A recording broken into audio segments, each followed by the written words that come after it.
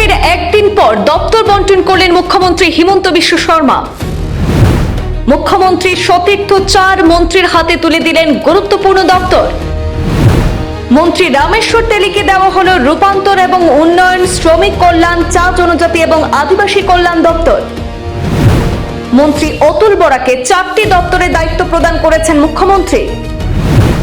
অতুল বরার দায়িত্বে আবগারি দপ্তর, পঞ্চায়েত ও গ্রাম উন্নয়ন দপ্তর, আসাম চুক্তি বাস্তবায়ন এবং সীমান্ত সুরক্ষা দপ্তর।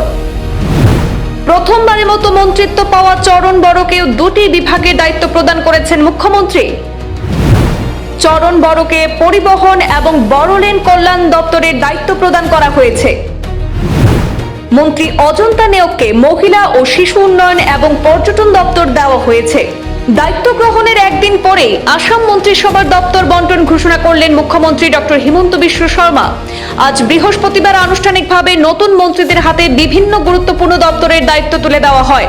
রাজনৈতিক মহলে ইতিমধ্যে এই দপ্তর বন্টনকে ঘিরে শুরু হয়েছে জোর আলোচনা। প্রথমবারের মতো রাজ্য মন্ত্রিসভায় স্থান পাওয়া রামেশ্বর তেলীকে দেওয়া হয়েছে রূপান্তর ও উন্নয়ন, শ্রমিক কল্যাণ, চা জনজাতি এবং আদিবাসী কল্যাণ দপ্তরের দায়িত্ব।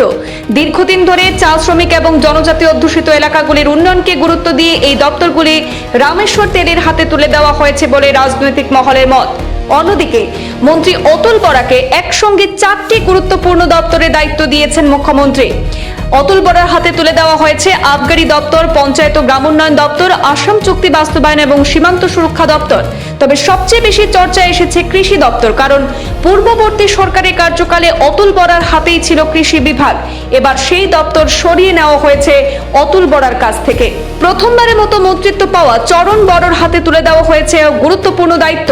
তাকে পরিবহন এবং বড়লেন কল্যাণ দপ্তরের দায়িত্ব প্রদান করা হয়েছে।